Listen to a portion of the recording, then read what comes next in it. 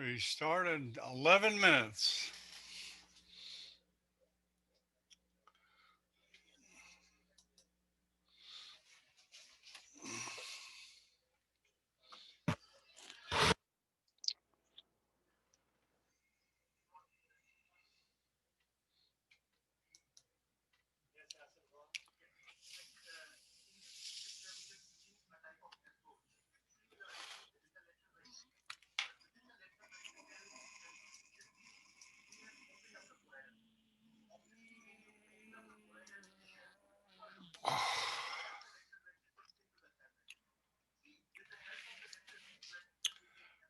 Hello, Dr. Sabea.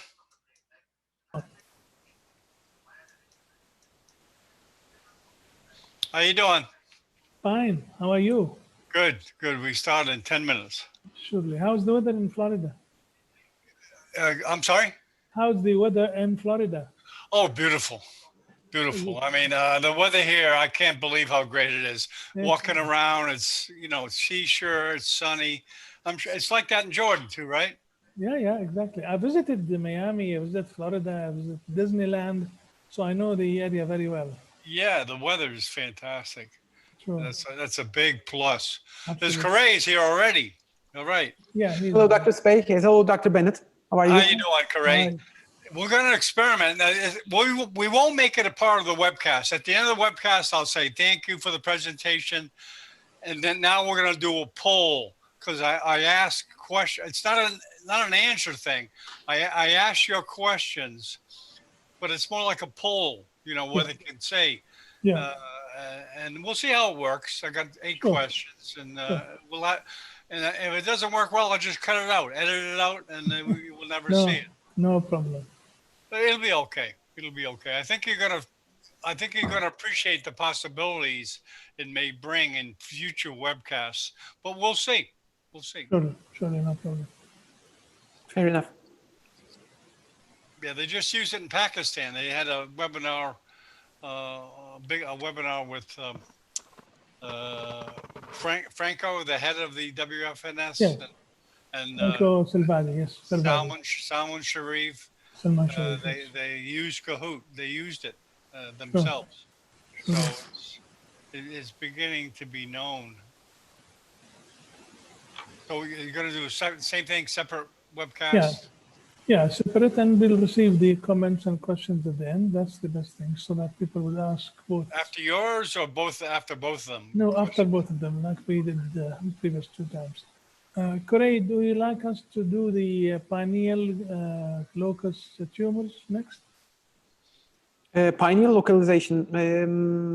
Yes, certainly, but I'm afraid gamma F doesn't have much to do there. Well, it should be. What do you suggest? I thought pineal is a very good area for. Pineal is an excellent topic. Maybe I can do something else there, like rather than maybe talk about the biology. Yeah, but we started this as microsurgery versus radiosurgery. Yes. So keep it on the same theme. If you want to change the pineal, you can do the foramen magnum. About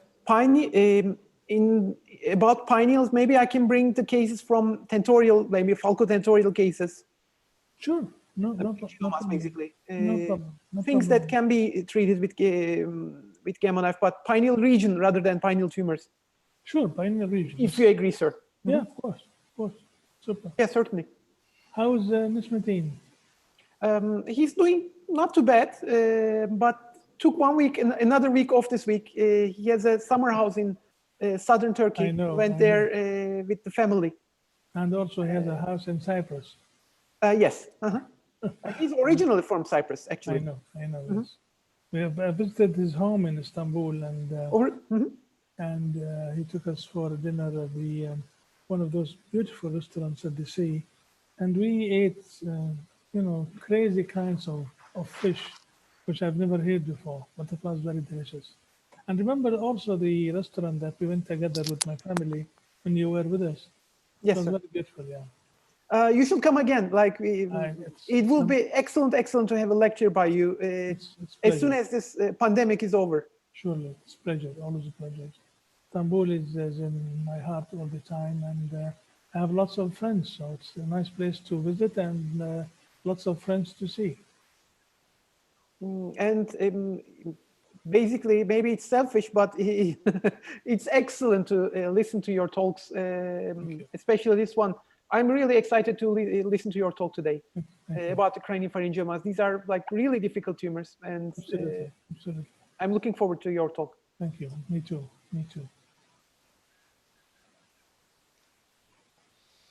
How is the situation in Jordan? Is it any worse than last week? Yes, I think there is some increase in the numbers of cases of COVID-19. I think it's the same thing that everybody is witnessing all around the world. I mean, this morning, more than 201,000 fatalities in the United States. 200,001. And they have something like 5 million. So they have 40,000 cases every day and 1,000 deaths every day in the United States. In Jordan today, well, yesterday it was 600 cases, which is the highest number ever since COVID-19. So it is really frightening. I hope this will pass. Hopefully. Do you hear anything about like India? India is a very large country. Yes, India is second to United States, and the third is Brazil. So it's really frightening because I'm very sad. It's very unfortunate. Very, very unfortunate, especially large population. India is 1 billion to 200 million. Brazil is more than 200 million. So the poverty, the areas where poverty is there. So this is a place for COVID-19, especially that we are going into winter time, and for the winter time, flu-like illnesses increases, so you could not differentiate. Very unfortunate. Let's pray for God that this shouldn't. Yes, exactly.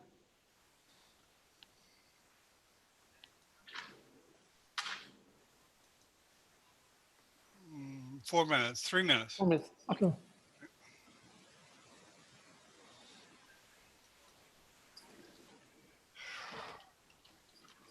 Sure.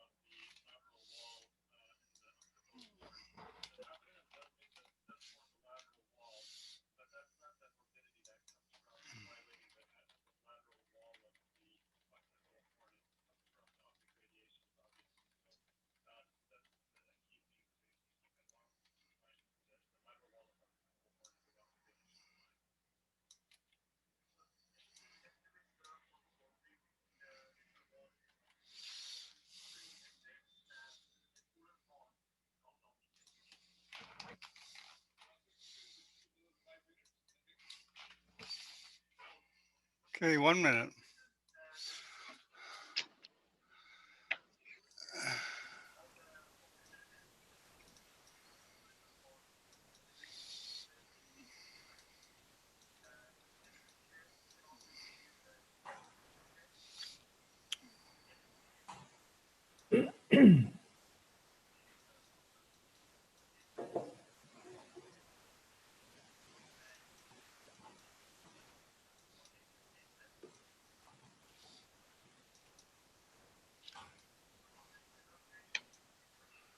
Let me let these people in before.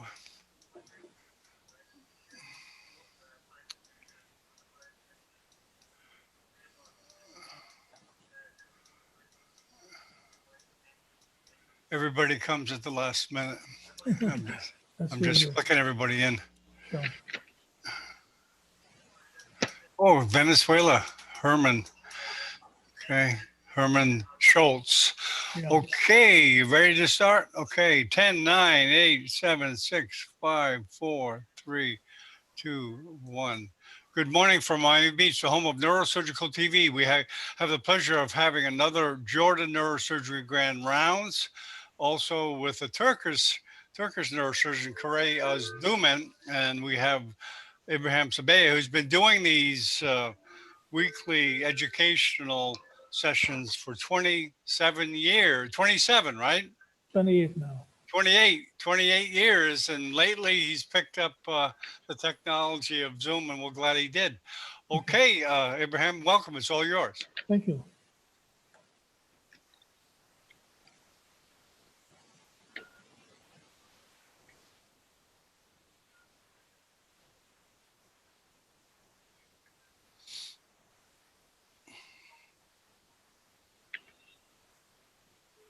Right.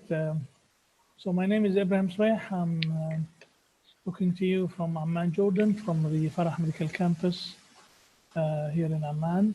And I would say good morning, good afternoon, good evening, whatever time you have. And today we have a very provocative topic, that is the craniopharyngioma, whether we should be treating it partial excision or total excision, whether we should be giving radiation. It's going to be a very hot topic. And I'll be doing this with my friend and colleague, Professor Kare Özdumen from Acıbadem University Hospital in Istanbul. And I'll be talking about the surgical part of management of the craniopharyngioma, and Professor Özdumen will be talking about the radiosurgery. I always put this to you. This is the black iris, which is the symbol of Jordan. So the origin of craniopharyngioma is well known to all of us. We have two pouches, one coming from the mouth, one coming from the brain. They meet together to form the pituitary gland. This is called Rathke's pouch. We're talking about 8 weeks of the gestation. And the remnant of this cleft or pouch may develop into tumors like Rathke's cleft cysts or craniopharyngioma or any other type of lesions in that area. The craniopharyngiomas, in terms of location, 5 to 10% are within the cella, 85% are supracellular. And when we say a supracellular, it could be anterior to the chiasm, posterior chiasm, or both of them. But this is the majority of the lesions, supracellular. The intracellular and the ones that are confined to the third ventricle are minority. So 5% here, 10% here. This paper from Spain by Jose Maria Pascal, intrachiasmatic craniopharyngioma within the chiasm itself. I will start like this. I am an advocate of radical excision of craniopharyngioma. I'd like to state this at the very beginning. And I hate statements like this, which says result of radical excision is not superior to partial excision and radiotherapy. This really is very much irritating for me, because I think this is sending the wrong message to the young neurosurgeons, because usually they translate this to do the minimum and send for radiotherapy. So we have to be careful of what we say. In many parts of the world, the major lines of management, including Jordan, Middle East, third world countries, and many other countries in the world, cyst puncture, Ommaya reservoir insertion, VP shunts, minimal resection followed by radiation. This is, we have to admit, we have to accept that this is a fact. This is the way craniopharyngioma are being managed in most of the world, and we have to change this, these lines of treatment. This paper by Edward Lowe's, who's, as you know, is a very famous neurosurgeon. He was the chairman of the World Federation of Neurosurgical Society and chairman of the American Society of Surgery. He's retired now. He wrote this in the journal about expert corner.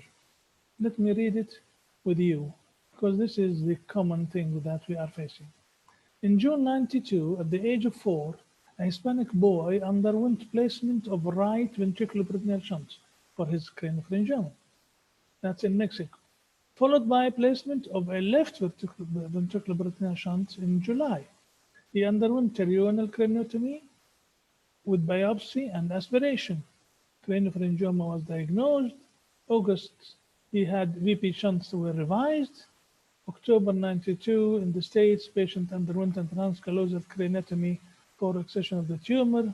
He was followed by radiation therapy. The tumor recurred, and so on, and so on, and so on. This is the story everywhere in the world. This is the commonest story. And Edlaws would tell you, unfortunately, case history like this is not rare. People think this is the rare thing. No, this is the commonest thing. This is the practice in the whole world, like this, with a few exceptions. And he would comment on that particular case report. He would say, like many patients with the craniopharyngioma, this patient could have been managed differently.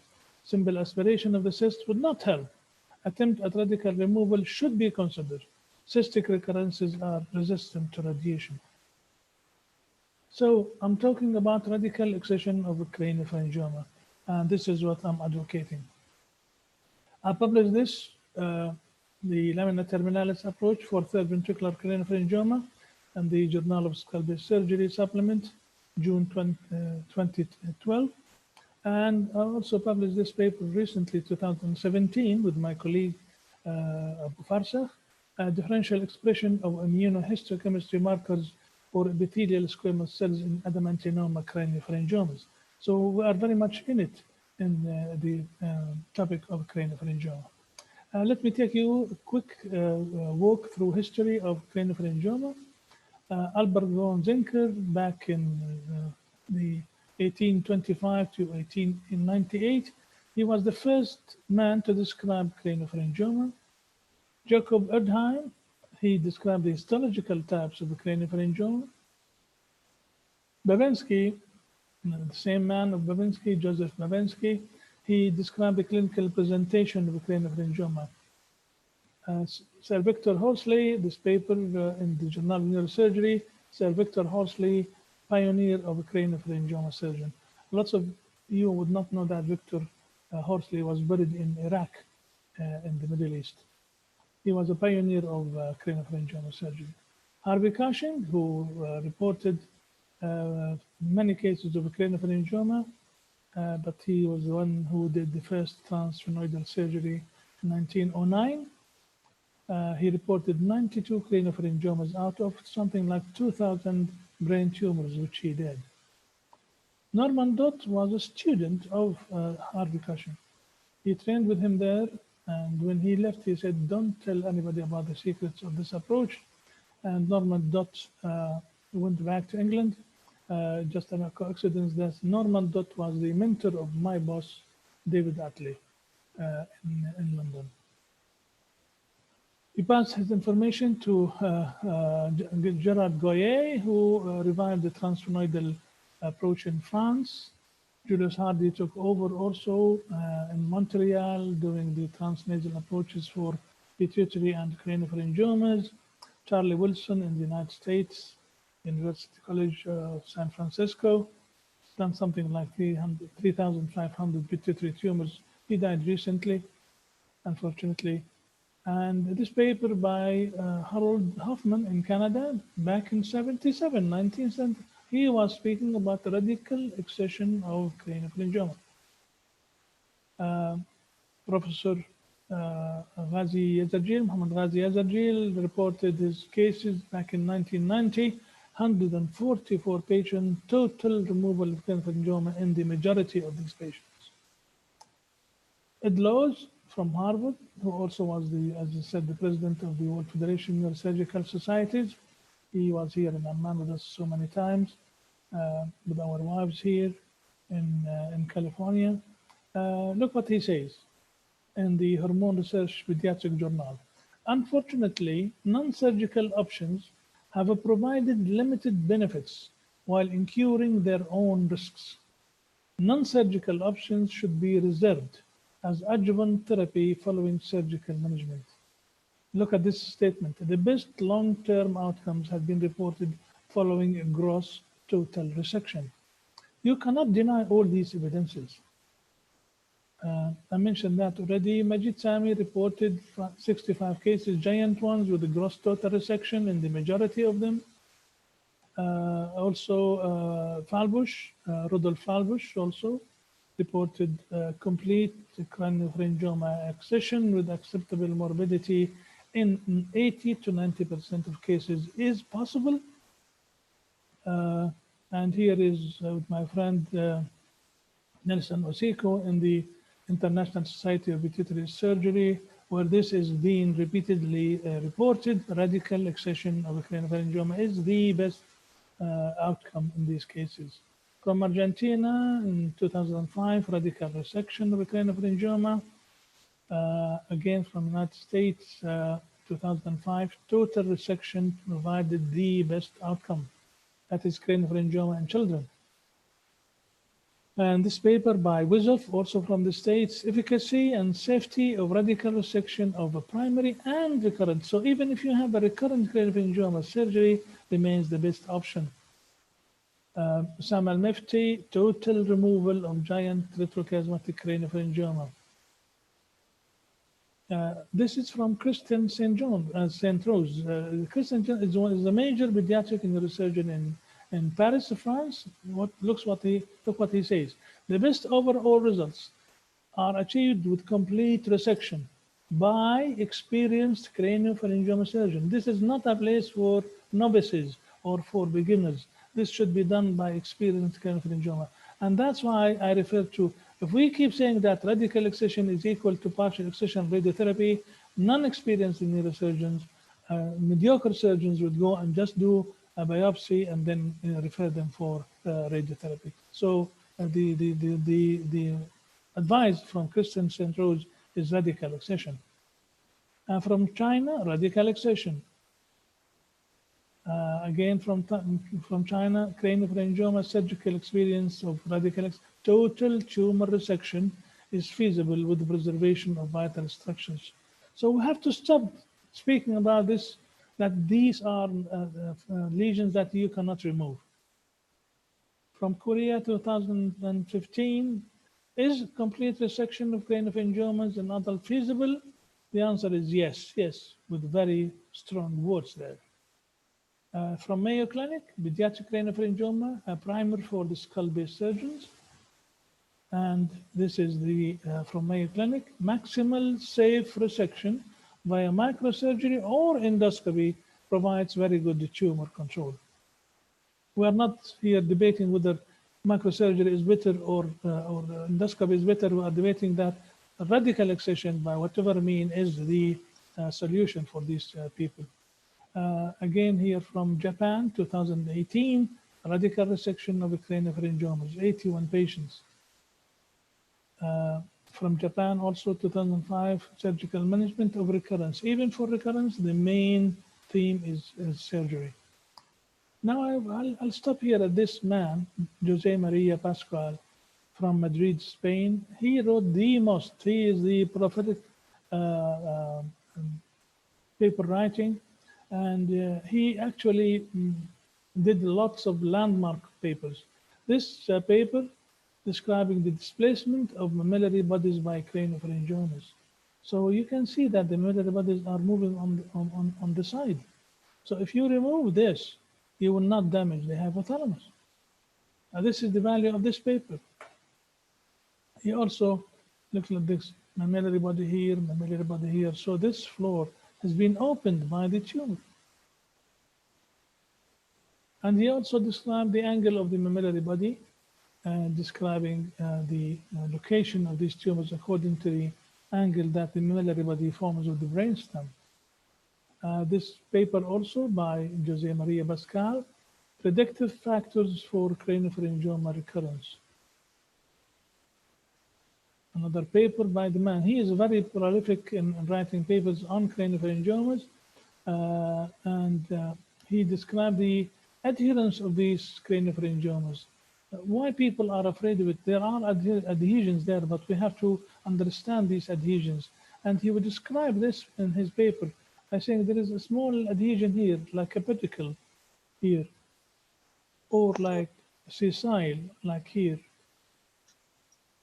or cap-like. The adhesions are on the top of the tumor, like this, or they are on the bottom of the tumor, bowl-like, like this, or they are surrounding the tumor, ring-like, like this, or they are circumferential surrounding the tumors. And he would tell you that the worst outcome comes from these tumors. So the radiology would tell you whether you will be able to remove it or not. But remember this golden rule that the decision whether you can remove it completely or not is intraoperative and not preoperative. Again here, the craniopharyngioma recurrence, the impact of the tumor recovery by the same J.Pascual from Madrid, and he would describe the topography of the tumor, the shape of the tumor, is it occupying the optic chiasm, what kind of chiasm distortion, is it distorting the stalk, what is the mammillary body angle, what is the relationship with the hypothalamus and the third ventricle. And he would provide you with this beautiful thing. These here is the adhesions, here is the mammillary body, and here's the tumor. So the adhesions here in the primary tumors are the same like in recurrent tumors. So the value of this paper that even in the recurrent tumor, you can still find the plane of the cleavage, though it would be more vascular than the primary cases, but you can still remove the tumor radically. So he also described the adhesions. Are they loose or tight? Is there any plane of the cleavage? In his very beautiful paper here, so this is the adhesions, loose, tight, fusion, replacement kind of adhesions with the surrounding structures. And he also described in 500 cases of craniopharyngioma, I think he has done the major part of the craniopharyngioma surgery in the world, he found that they are attached to the optic chiasm, 56%, third ventricular floor, 54%, the walls of the third ventricle, 23%, stroke, 19%. And he described the morphology of the attachment, as I said, like a cap or whatever. Another paper in the same preoperative assessment of the craniopharyngioma adherence, also looking at the radiology and see whether there are adhesions there or not to help you decide whether you should go for radical excision or not. Again, the final decision is intraoperative and not assessment of postoperative complications in craniopharyngioma, again by J.Pascual, describing the craniopharyngiomas associated with the low risk, because they are attached here to the floor, but not invading it, and these high risk where they have vulgarated the and invaded the hypothalamus.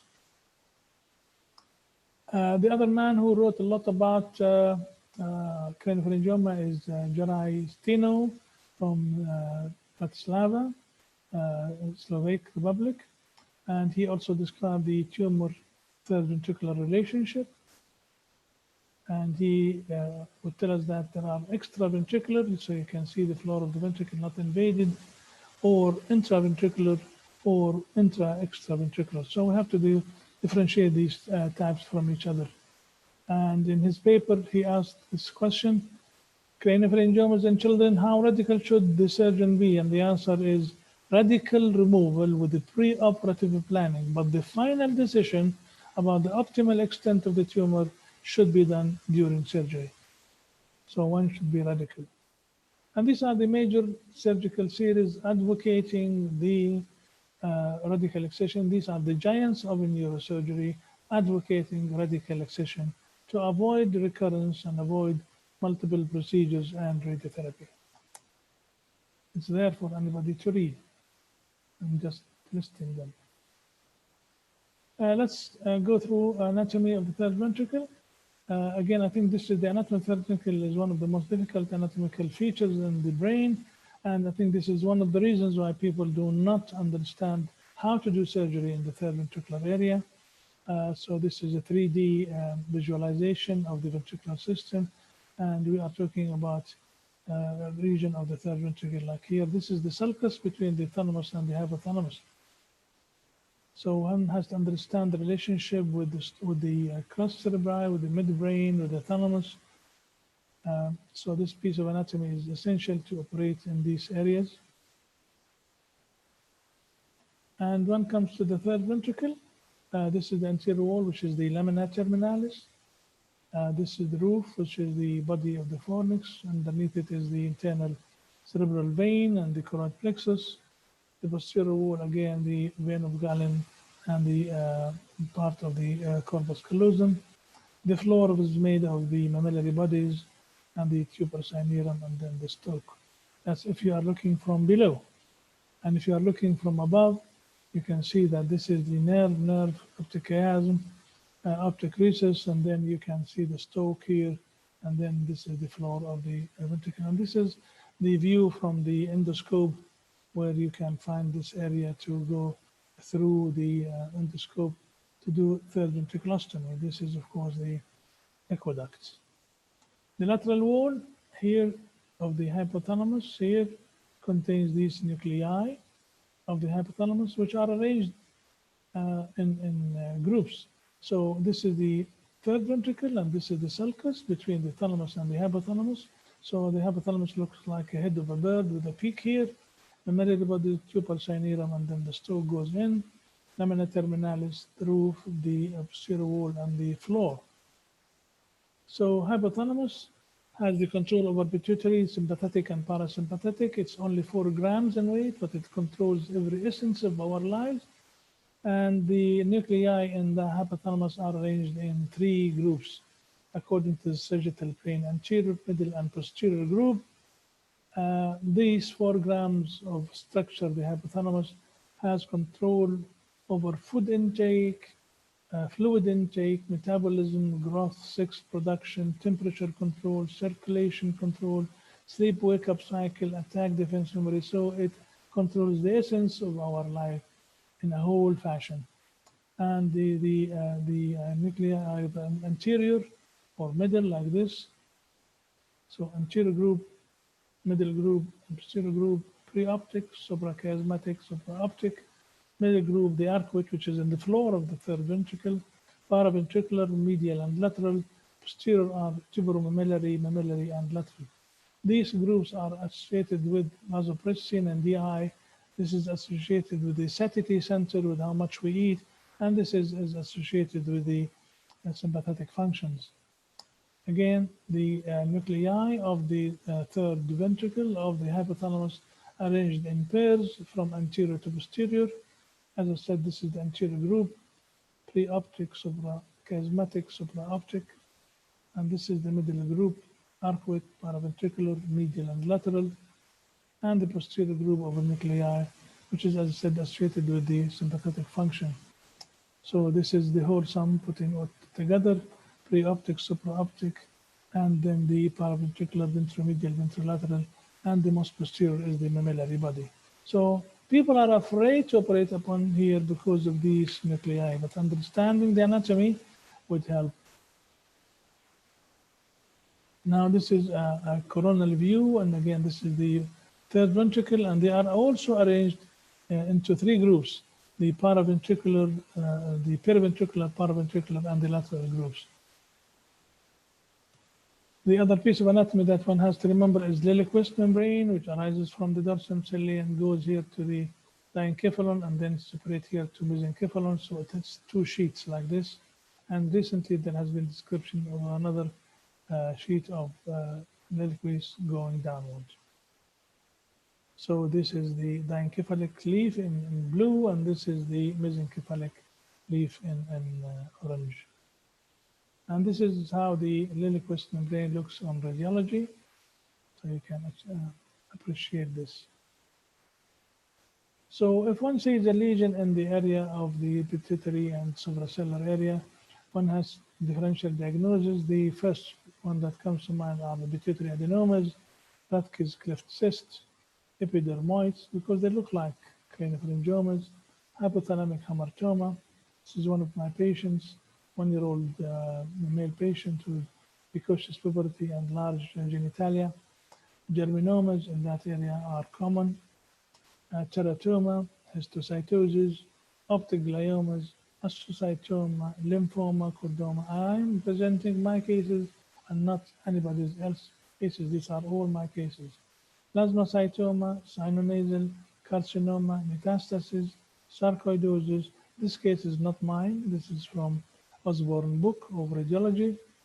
Meningioma, choroidoplex papilloma, oligodendroglioma, arachnoid cyst, and vestigial neuroblastoma.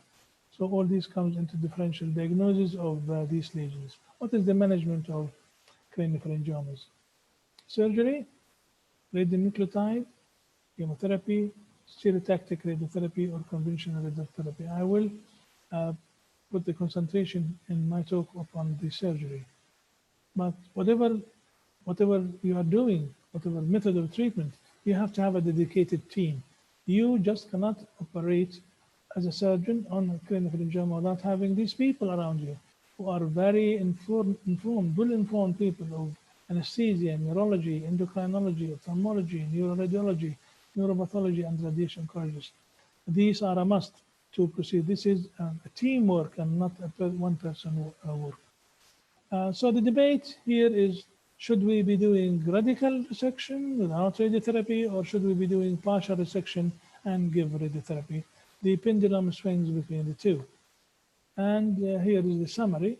If you do radical resection, definitely, no doubt, no confusion and no debate here. Less recurrence than when you do partial resection and radiotherapy.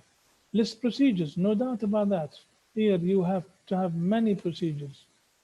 And here we are subjecting the patient to complication of radiation, here not.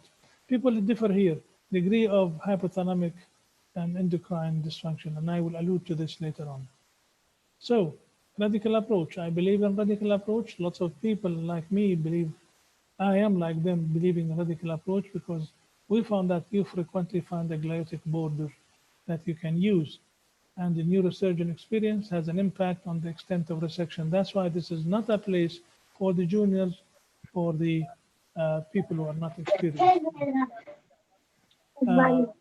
I believe incomplete resection is a virtual guarantee. I believe that people or surgeons and neurosurgeons are two types and depends on their state of mind. Some people, they have decided from the word go, from the year of residency and whenever they started neurosurgery, that craniopharyngiomas are just for a small piece of biopsy and then Ommaya reservoir, shunt, and radiotherapy. This is the state of mind that we have to change. We have to change into a state of mind where I want to take this tumor completely, I want to kill it, I want to save my patient from all the other management lines. The complications of the treatment are lying on the pituitary, on the hypothalamus, on the optic apparatus, on the brainstem, on the temporal lobes, and we have the general neurosurgical complications, the recurrence, and the mortality. Hydrocephalus can develop in these patients, vascular injury, of course, cranial nerves injury, and seizures. Hormonal treatment, pre-treatment, usually 25% are affected. Post-treatment, the number increases. So let me state this, that no one who had the craniopharyngioma had a better improvement of his endocrinology possible. They are either the same or worse, and you have to follow them in a very or long periods of time. Whatever you are doing, partial or complete resection. Hypothalamus, and the fearsome complication is obesity. I will also allude to this. Sleep disturbance, temperature disturbance, and psychological disturbance. People are two types. Either you have obesity before your treatment, and this usually stays, or you develop obesity post-treatment, and usually this disappears after treatment. And I will show you this. Visual, you have it before treatment and after treatment. Sometimes they are permanent. Of course, you have the recurrence, which makes the dissection and the excision difficult.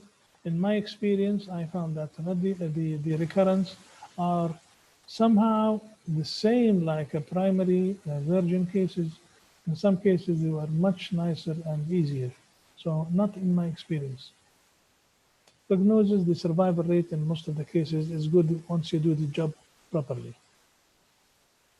German childhood registry, 98% 5-year overall survival. What are the bad practices that we are seeing in Jordan, in the Middle East, in the third world countries?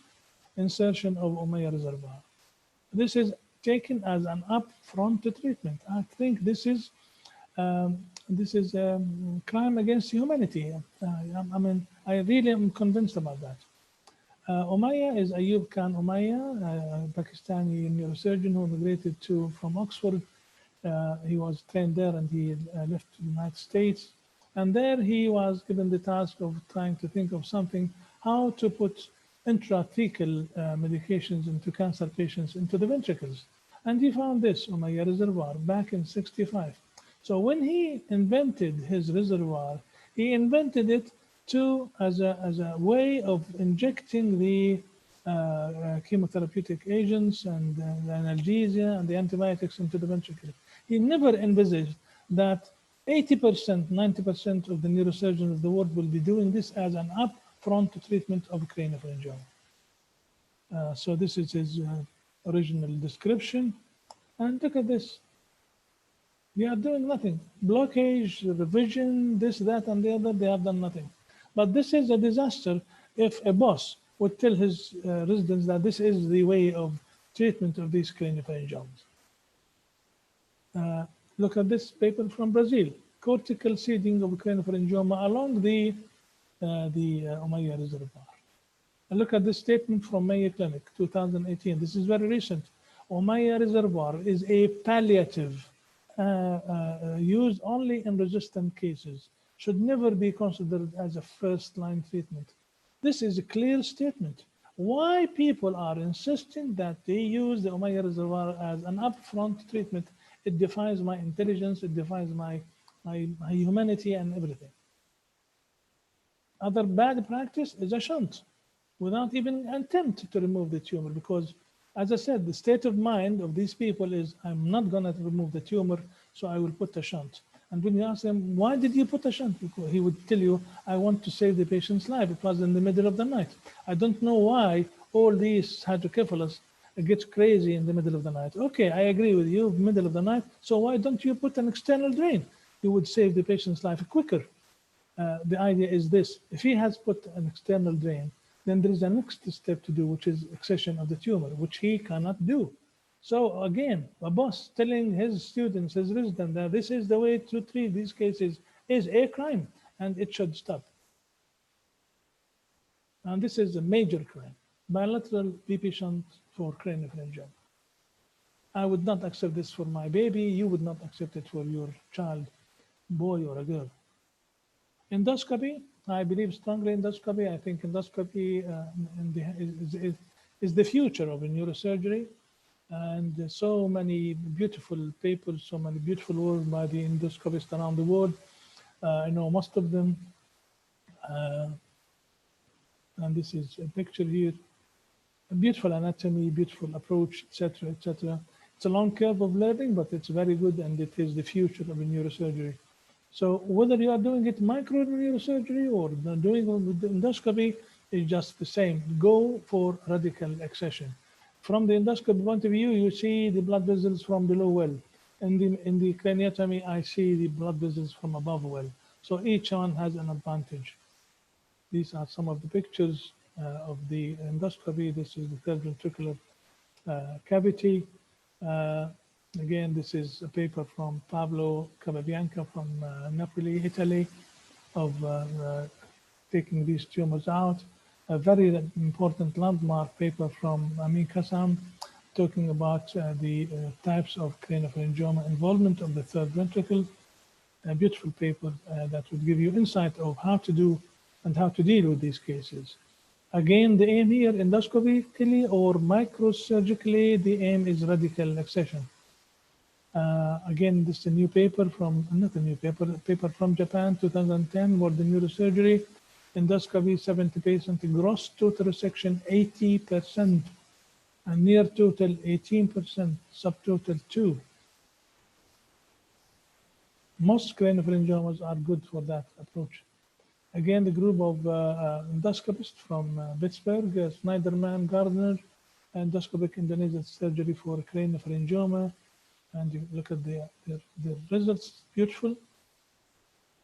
Endoscopic endonasal approach for craniopharyngoma from Italy, from my friend Giorgio Frank. Expanded endoscopic surgery from Neurosurgery 2019 by Fred Gentili from Toronto, Canada. Now I will take you through a quick journey through my personal series, and I would mention this as a starter. In USA, which is 260, I think 300 million population, they diagnose 120 cases per year. So in average, the neurosurgeon should see 1 case every 2 to 3 years. So these are not common tumors, and to have a good number of patients needs luck. I was lucky. I operated upon 102 cases, and not only this number, but a higher number than this one. These are the numbers I operated, and I had good long follow-up on them. And the majority were children, and this was very notorious that the size were more than 4 centimeters was the majority. Solid cases, 38, mixed cases, 52, size more than 4 is 74. These are the cases. They are large.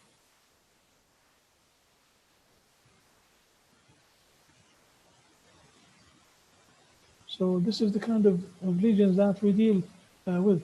Tell me, what would you do here with Ommaya reservoir or with radiation in any sort? So surgery is the best here. And these are my series of these giant craniopharyngiomas.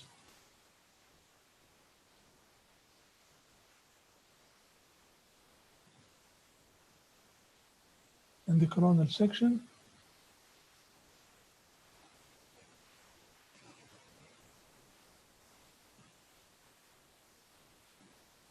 really giant and provocative and dangerous cases.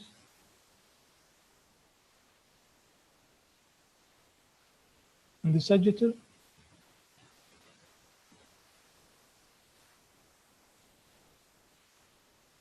look at this case in particular, from the third ventricle down to foramen magnum. Same thing here, solid part and cystic part from the foramen of Monroe to foramen magnum. And look at this horrible thing going everywhere.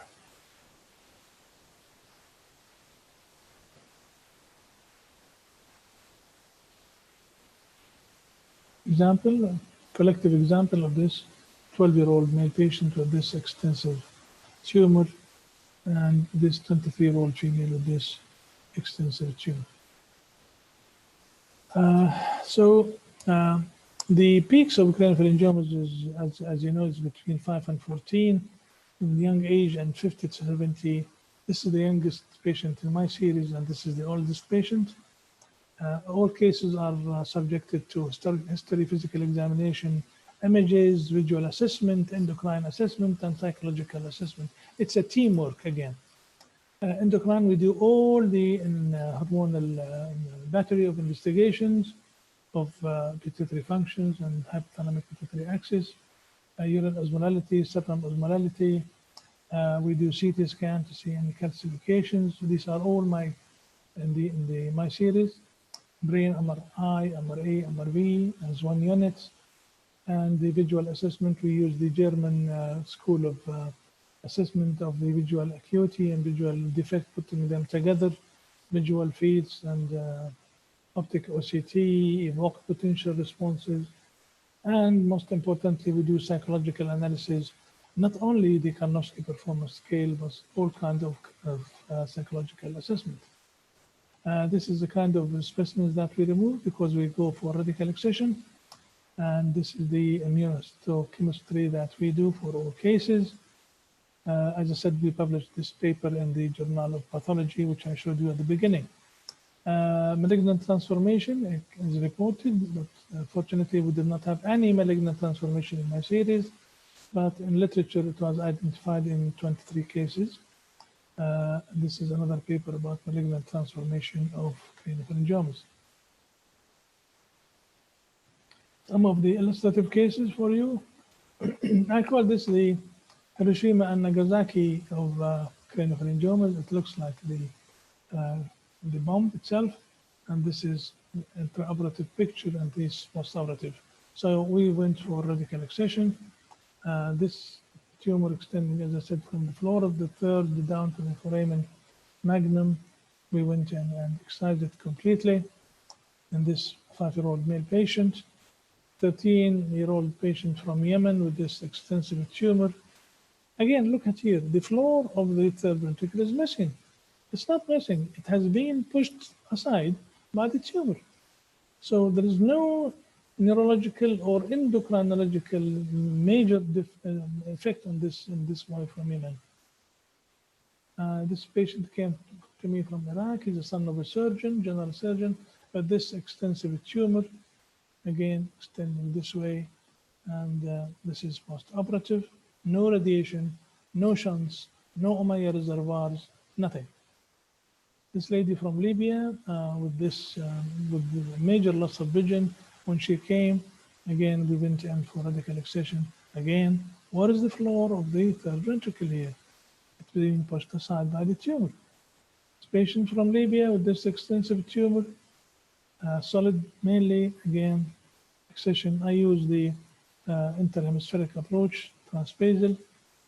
15-year-old male patient from Sudan with this extensive tumor. And this is post-operative.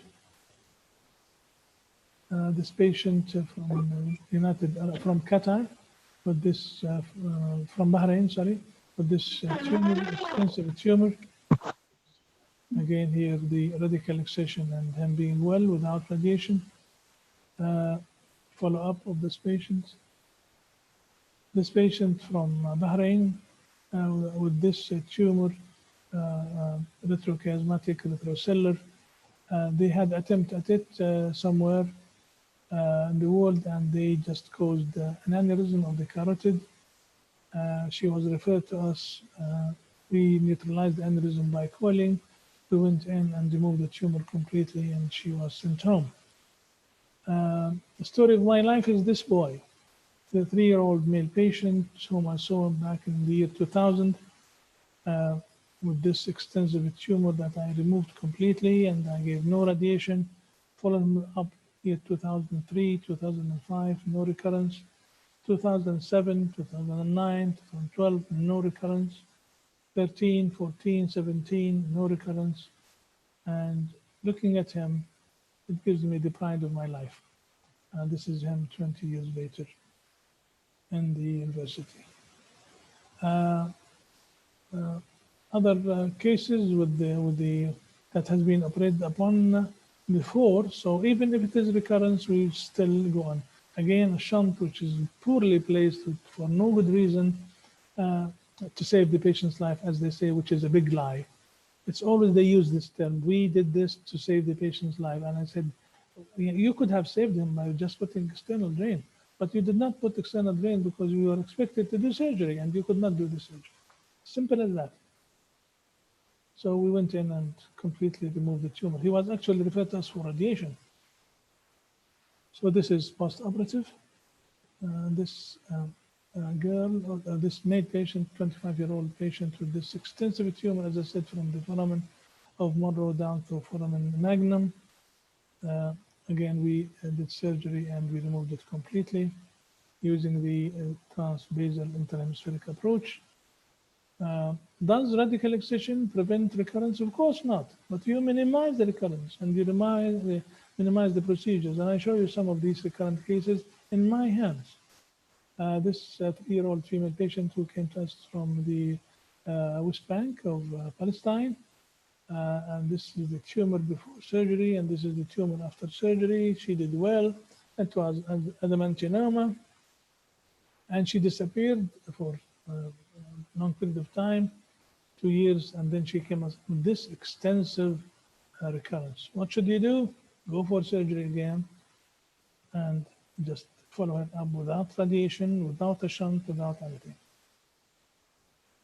Total resection, I've done 84, subtotal resection 19. Of course, even in the radical resection, you get recurrence. I got 11, but the recurrence is more in the subtotal resection. I had mortality in this group and mortality in this group. I will share one of these cases with you. I think I have put it, I'll see it now. Morbidity, of course, like in other cases and other series, subdural hygroma, hydrocephalus, wound leak, CSF wound leak, meningitis. As I said, all these patients, they would have worsening of their endocrine function postoperatively, and then they recover, but they still have some problems there. Obesity, I will allude to, as I said, seizures, permanent worsening of vision was in 1.8%. 2 mortalities, as I said, this is one of them. And this patient was operated somewhere else, and elsewhere. Again, they have done nothing. They just punctured the cyst, was adventinoma. He came to me and I did radical surgical excision, and he was well for a few days, but then a slow deterioration, and he died in the 7th post-operative day. What about obesity? As I said, 2 times, pre-operative or post-operative, i.e. either patient come with obesity before you handle him, and usually there is no subsequent loss. But those who develop obesity after surgery, there's usually subsequent weight loss. And I'll show you this. All my patients, this female patient went into obesity, and then in 2 years it disappeared. This patient, obesity, and disappeared. Same thing here, disappeared. Same thing here, and disappeared. Look at this, obesity and disappeared. Same thing, obesity, disappeared. Same thing, obesity, post-operative, then disappeared. Same thing here. While in adults and older patients, I did not see this phenomena. I did not see obesity in spite of radical excision of the tumors, whether males or females. Adults, usually, they don't develop obesity in the post-operative period after radical excision. Steps of surgery, this is the terional approach. This is how you approach these lesions. Transbasal interhemispheric approach, like this, because you want to get to the lamina terminalis, which is the rhomboid space here. This paper, beautiful paper by Tomasello from Italy, from Rome. And this is still pictures from my cases, but you can see optic nerve, chiasm, and tract. You can see the lamina terminalis bulging with the tumor, and the liquid membrane, and the basilar artery termination. Here I'm showing you a picture of one of my patients with the stalk with some attachment of the tumor into the stalk, but it was not invaded. So I actually dissected this attachment, and I did not sacrifice the stalk. But I would not have hesitated for a second if the stalk was tumorous to excise it. So this is the stalk, this is optic nerve, chiasm, and the basilar and its termination at the end of the surgery. Now we'll show you a video. We'll show you the video now, some of the salient features of some of the cases, just to make the points that we mentioned credible and that it is possible. So this is not one case, or this is a school of thought, this is a way of doing things. This is the lamina terminalis, and here I'm finding a plane of cleavage. I'm going for radical excision, and I found in my experience that usually they don't have strong attachment. The wall of the craniopharyngiomas don't have strong attachment to the posterior fossa structures, but they have strong attachment to the supratentorial structures, optic apparatus, and carotid. So this is the liquid membrane, and stalk being preserved, and the basilar. Here we have the prefixed chiasm. I'm trying to find the lamina terminalis here, trying to find an area with avascularity to go through, and then puncture it, and the cyst fluid will come out. This is what people usually do and they just stopped there. This is nonsense because this fluid is going to come back within 2 weeks. Even if you put Omeya reservoir and aspirate it, it will block, it will clog, and you have to revise it. So here I'm finding a good plane of cleavage.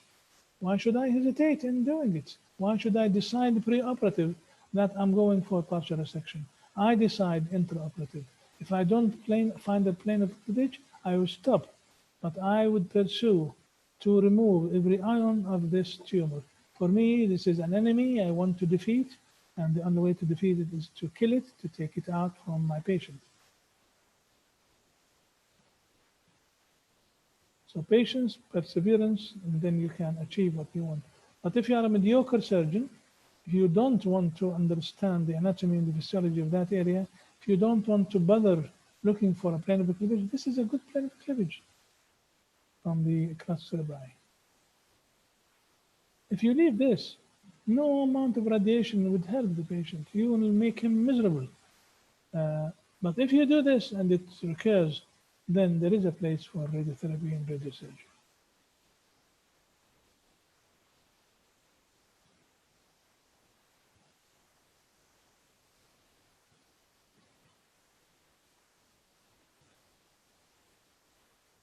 Stroke being preserved. Again, it is not tumorous, so I leave it. But if it is, I would actually sacrifice it. So this is the final picture. You can see the whole structures in front of you. Another case where the lamina terminalis was open, the fluid was aspirated. This is not enough. So you have to go here. The stroke is tumorous, so no hesitation. I cut it completely, and then I proceed with the resection from the walls of the lateral ventricle.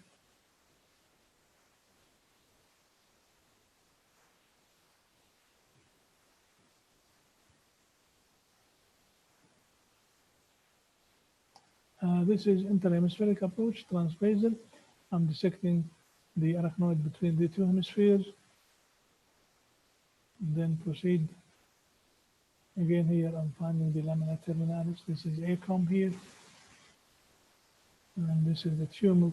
Again, puncturing the cyst is nothing. It is, to me, is not at all doing any justice to the patient.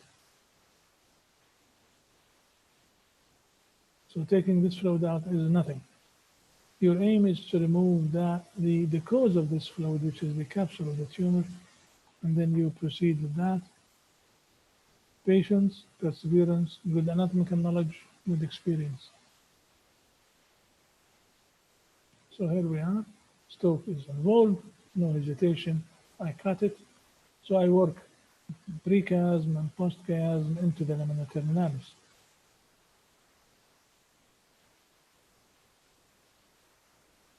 And sometimes deliver the tumor from behind to the front or from the front to the lamina terminalis according to the attachment. Here I'm using the lamina terminalis to deliver the tumor, and this is the ACOM. I use the ultrasonic aspirator without hesitation, without fear. Even if it is calcified, I use that with careful power and careful direction of the ultrasonic aspirator. Because sometimes you need that, because sometimes they have really very hard calcification.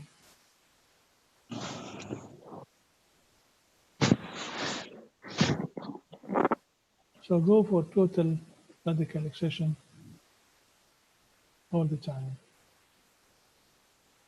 And this is the final appearance. Basilar artery, the depth. This is a recurrent case of mine. Actually, I did radical excision, but it recurred, and I'm now doing the transbasal approach to dissect it again. You may think the recurrence would be more difficult. In fact, I did not find this observation. I think even if there is recurrence, still you can find a good plane of cleavage.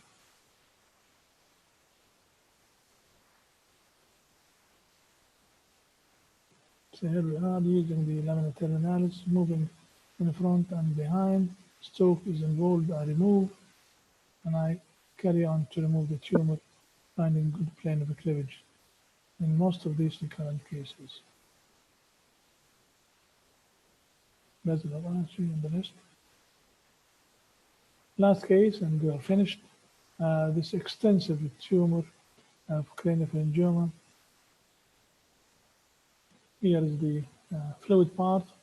Again, taking that part means nothing to me. It's just part of surgery, but it is not the surgery itself. When you are in all the spaces that you know, optical, carotid, whatever, transbasal, to the achieve the goal, which is radical excision of the tumor. Remembering that the adhesions with the posterior fossa structures are very, very little. So this is the major adhesion here to these major structures. You can see the carotid here in the depth. Here I find the stalk embedded in the tumor.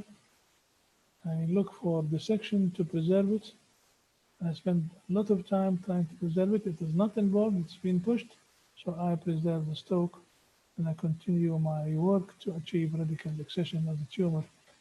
It is not important to remove the fluid part. It is the most important is to remove the solid part and the capsule to give the patient the best chance of recovery and cure and living good normal life instead of the misery of frequent procedures and the blockage of the shunts and the Maya reservoirs that people are counting on because they are mediocre surgeons, they cannot do the surgery.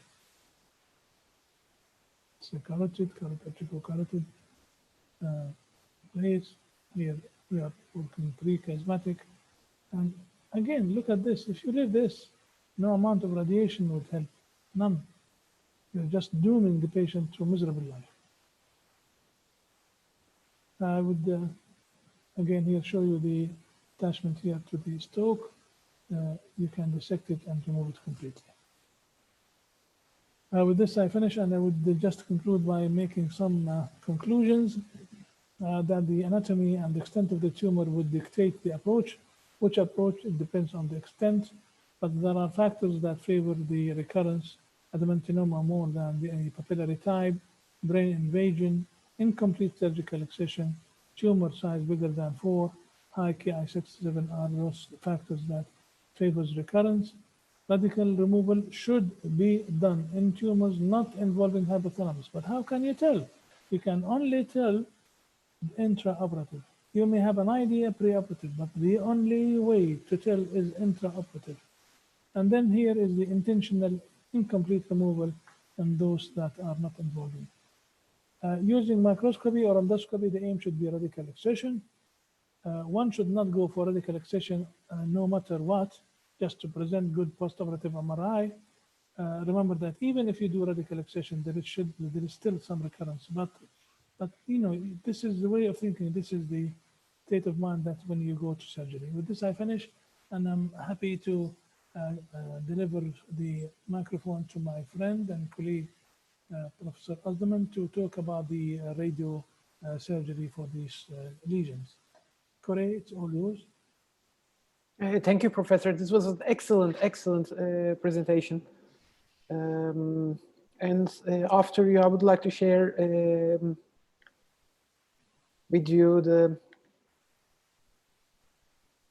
as you can here see from the heading, the limited role of gamma knife in craniopharyngioma treatment. So from Professor Sbay's presentation, we have learned very clearly that the goal of craniopharyngioma treatment is to get rid of the tumor, to eliminate neural compression, and also to prevent recurrences while preserving the quality of life, which should be preserve the visual outcome, the endocrine function, and also the intellectual function of these patients. In adults, there have been few meta-analyses in the recent years, and all studies are very clearly showing that gross total resection gives a much more superior outcome compared to subtotal resections. The work in World Neurosurgery in 2019 shows that recurrences are like 8 to 9 times more common after subtotal resections, but the incidence of panhypopituitarism or the diabetes insipidus which can be treated medically, are higher in gross total resections. Same was also shown also in a very large, very comprehensive study looking at adult craniopharyngiomas again. This study shows that gross total resection is superior to subtotal resection plus radiotherapy, but also shows us that radiation therapy also adds to the function outcome in subtotally resected cases. So radiation therapy, external beam radiation therapy, has some role in the treatment of these lesions. Then in also a study by Shugru, he also noted that hypothalamic invasion is the major limitation for a gross total resection. And using a gross total resection with an aggressive surgery, the chances of neurological deficits are 5 times higher, and endocrinopathies are about 4 times higher, looking at the general literature from this review from 2011. So, coming to the conclusion, radiation has a role in subtotal resection in craniopharyngiomas. But as you know, there are 2 types of radiation. One can be a fractionated radiation treatment, long-term fractionated radiation treatment, which has a much bigger radiation field, also encompasses the surrounding tissues, but gives this radiation in a long extended period to limit or to decrease the side effects related to the radiation. In the contrary, radiosurgery only gives radiation to selected target, therapeutic radiation to a selected target inside the brain. So in this issue, radiosurgery is inferior to fractionated radiation therapy in the treatment of craniopharyngiomas. Why is that? It's because of 3 things. Number 1 is the location of these tumors. These are supracellular lesions very close to optic apparatus or either vital structures like the hypothalamus and tissues around the third ventricle. Secondly, size is a problem because these craniopharyngiomas tend to be cystic in behavior. And when you deal with a cystic lesion, you automatically treat a large tumor when you try to treat them. The third one is imaging. During imaging, on MRI, oftentimes it's difficult to define the optic apparatus. And also the boundaries of a cystic tumor when the walls of the cyst are very thin and very delicate. Looking at the studies that have analyzed the work on the use of gamma knife treatment for craniopharyngiomas, I came across 2 large studies dealing with a large number of cases over a long extended period of times that were treated in the recent years. One of them is this Japanese study which was a multi-center study encompassing 16 different Japanese centers and spanning 242 patients, which is a very large case number for such a series. But as you can see from the numbers at the bottom, these numbers are not comparable to the results that gamma knife treatment can achieve in treatment of different lesions such as meningiomas or other lesions. So the outcome is far inferior to radiosensitive lesions, if it's the right word to use. In the other study published by Lee, which comes from Taipei, from Taiwan, they analyzed their 20 years of progress in the treatment of these lesions. And as you can see, the 5-year progression-free survival and a 10-year progression-free survival are around the same range. At 5 years, it's about 70%. At 10 years, it falls below 50% range. At Acıbadem, at our university, we have a large experience on gamma knife treatments, but among our cases, because of a reason, gamma knife treatment for craniopharyngiomas are only a very small minority. We only treat very selected cases with this treatment. I would like to give you a few examples. This is a 3-year-old girl who presented to clinical attention with this cystic suprasellar craniopharyngioma. The patient was operated, and we are seeing the time course here. The lesion was resected. 1.5 years after the resection, you start seeing some regrowth out at the base of the sella, which grows over time. But because of the age of the patient, not us, but the referring university who sent us the patient decided to watchfully, do a watchful follow-up on the patient. The patient was followed for 1.5 years with only limited growth of the tumor. Eventually, we gave gamma knife treatment to this lesion, which was quite limited in size, 1.7 cubic centimeters.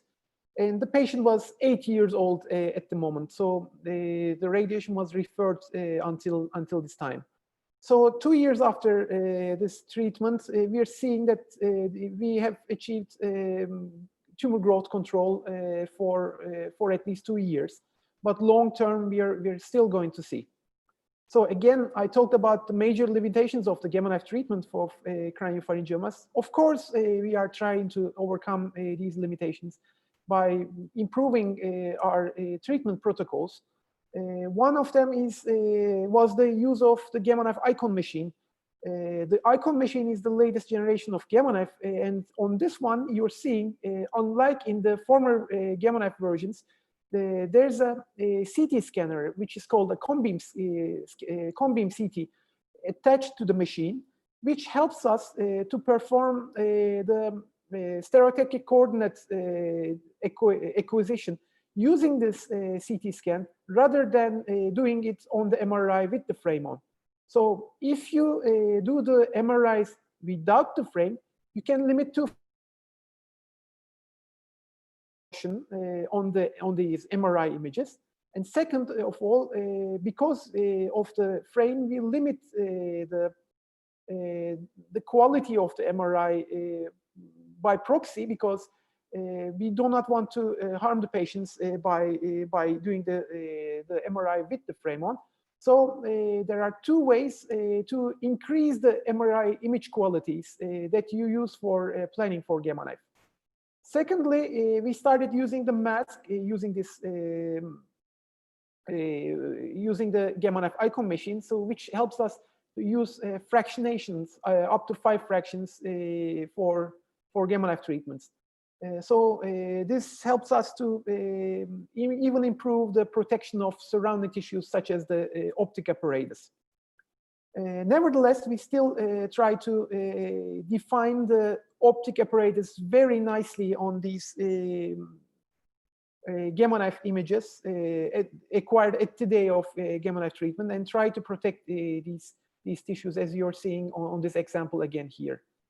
We certainly see recurrences and also we see these in the majority of cases that were treated with gamma knife. Because it was said almost 20 years ago that most of these recurrences after gamma knife treatment are in the form of cyst formation, especially in adamantinomatous craniopharyngiomas. I would like to give an example to these. Here you see a suprasellar craniopharyngioma with third ventricular extension. The patient was operated in 2 sessions. One was done to remove, firstly to remove the third ventricular large portion, and then again using an interhemispheric approach, a gross total resection of the tumor was achieved.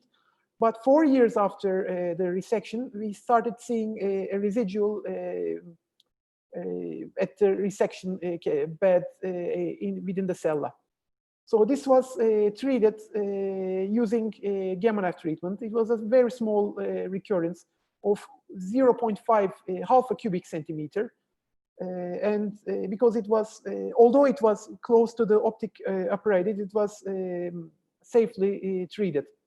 The patient did well for in the beginning with the craniopharyngioma residual that was treated that you are seeing here. You see regression of the lesion. Again, persistence of this regression, but around 2 years after the treatment, we saw again a cystic recurrence within cella again, and the patient had to be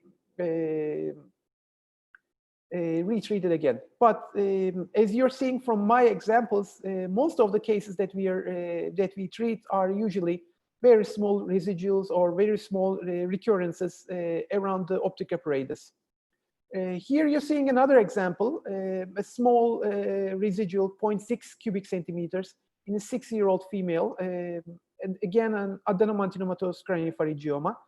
You're seeing that the treated lesion here, but a very quick cyst formation 6 months after the gamma knife treatment, which progressed, and the patient had to be reoperated at 19 months after the gamma knife treatment. So this is not an unexpected occurrence in craniopharyngiomas. So what do we do at the time of recurrence? Again, the first option is reoperation for these patients, which is again probably the best option when compared to the other ones. Fractionated external beam radiation treatments can be given. As a palliative treatment, the Omae reservoirs can be placed, gamma knife can be given, and also some experimental treatments are on the way for some of these tumors. Coming to the conclusion, surgery is the treatment of choice for craniopharyngiomas, and gross total resection should be attempted during the first operation. And in cases where gross total resection cannot be achieved due to hypothalamic invasion, external beam fractionated radiation treatment is the treatment choice, not the gamma knife treatments. Gamma knife can only be attempted in the, if the optic system can be visualized and the tumor can be visualized in relation to the optic system. And gamma knife can be used to support multimodal treatments at the time of recurrences in patients that have been operated multiple times and who have failed multiple treatment trials. So in the end, I would like to add a few slides on maybe coming new treatments about the craniopharyngiomas. Here you're seeing an example of 2 types of craniopharyngiomas. In the upper line, you're seeing the adamantinomatous craniopharyngiomas, which are commonly seen in the children and also seen in the adults over 45 years of age. And below, you're seeing the papillary craniopharyngiomas, which are mostly seen in the adult population over 45 years of age. But these 2 types of craniopharyngiomas were defined very long time ago at the beginning of our history with the treatment of craniopharyngiomas. But very recently, in the last 5 years, the pathology or the pathophysiology of these diseases are being started to understand. And we learned that adamantinomatous craniopharyngiomas are developing due to some malfunction in the beta-catenin pathway. But the papillary craniopharyngiomas are developing to a malfunction in the RAS-RAF MAP kinase pathway, and in these cases, the BRAF V600E mutation. This is a very strict mutation in one single nucleic acid in the nucleotide in the genetic code of these tumors. And this can be easily shown using molecular biology techniques or using immunohistochemistry, as you're seeing on this example. But understanding these biologies gave the researchers some opportunities to also treat these lesions. And in the last 5 years, new treatments using targeted therapies have started emerging. And in 2019, some case series started to emerge. And these are showing that these type of treatments, aiming for the RAS-RAF MAP kinase pathway, not in the adenomyelinatos, but in the papillary type that we commonly see in the adult population, may be an option in cases that have failed surgery or have recurred after surgery. Not as frontline treatment, but as a last resource in these patients. But it shows us that there may be some new treatments in the future. Thank you very much for your attendance and attention. And with this, I would like to hand over the word to Professor Sbey again. Thank you very much. Thank you, Corey. Very interesting presentation. And we complement each other from the microsurgical point of view and radiosurgical point of view. I think we have the same ideas, that surgery is the mainstay of the management, and that radiation is the second line of management. Umayya and the rest are just palliative measures. So we're in total agreement. John, we are open for any questions if you have from any of the viewers. Yeah, I'm here. I'm Sami Khatib from Jordan. Hello, and Sami. hi from the Dead Sea. Really, I'm happy today for the excellent lecture, Professor Sbey and Prof. Koray. I think we are totally agree that gamma knife has a very, very limited role in the craniopharyngioma. So best option is the surgery to be completed when needed with the radiotherapy. Thank you for both of you. Thank you, Sami. Thank you very much. And this is coming from radiation oncologist is very important. Any other questions? Yes, thank you very much for this great presentation about the surgical point of view and gamma knife.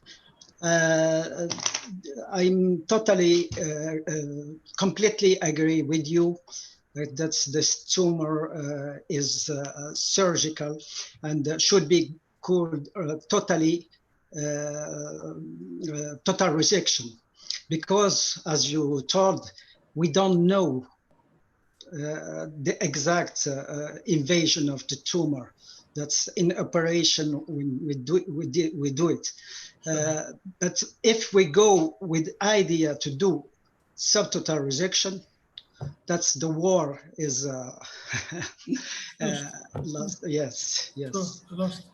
Yes. Thank you very much. Thank you very much. Thank you for agreeing with us, because this is the right way of thinking, that if you go intentionally beforehand, you decided to yourself that I'm going to go for small resection and then go for radiotherapy, then this is the bad approach. And as I said, we have lost the battle before we started it. Yes. So I want to add that another point that you pointed, this surgery is not for young surgeon. No.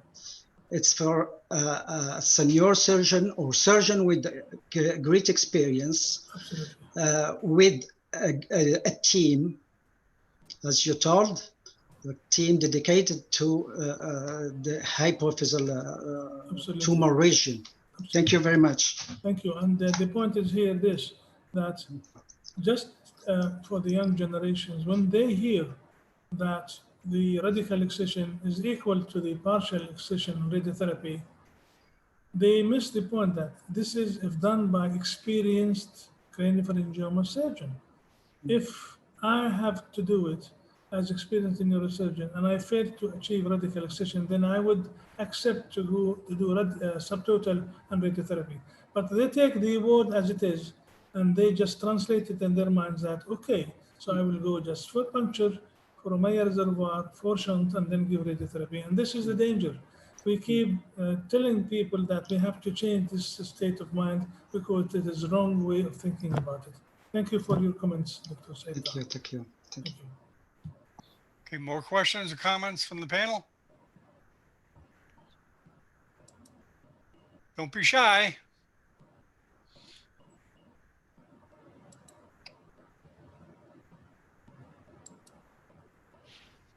People quiet today. It's Wednesday. I have a question for you, Professor Sebey. Sure, sure. What is your what's your approach of dissecting the tumor out from the hypothalamus or the optic nerves? Like how do you do it? Like what technique do you use it? Do you do sharp dissection, or like do you peel it off by pushing with cotton paddies? Sure.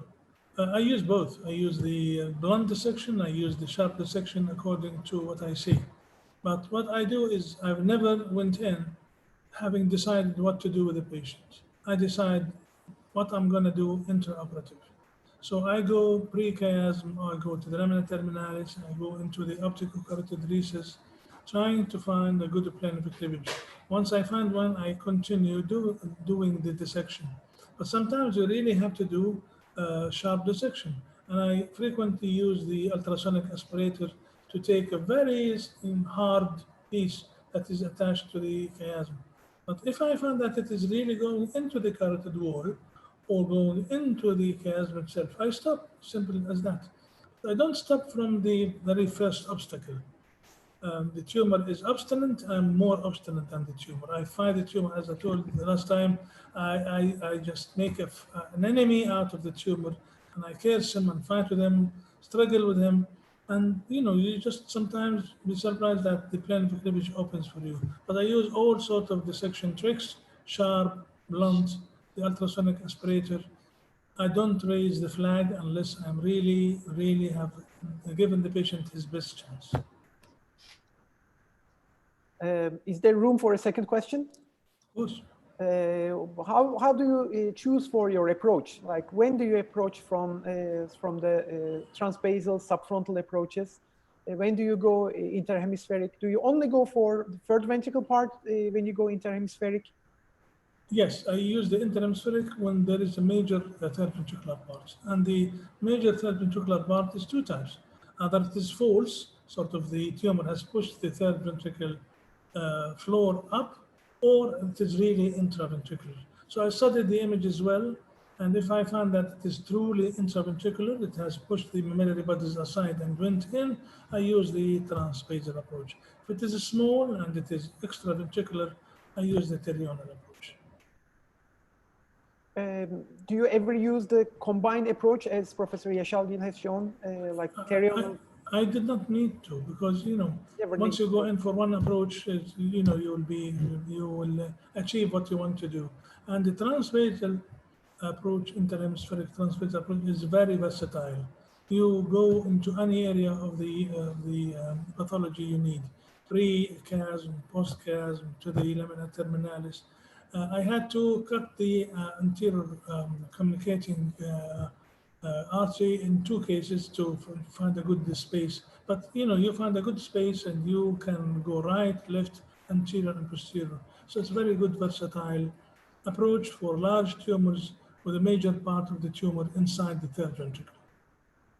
And the prepontine extension beyond the dorsum cella, lower to the dorsum cella. It's a transbasal, and I go into through the lamina terminalis into the Lilliquist membrane, and I see the dorsum celli, and I go into the posterior fossa. And my observation, I've never ever had any tumor attached to the basilar or the cranial nerves in the posterior fossa.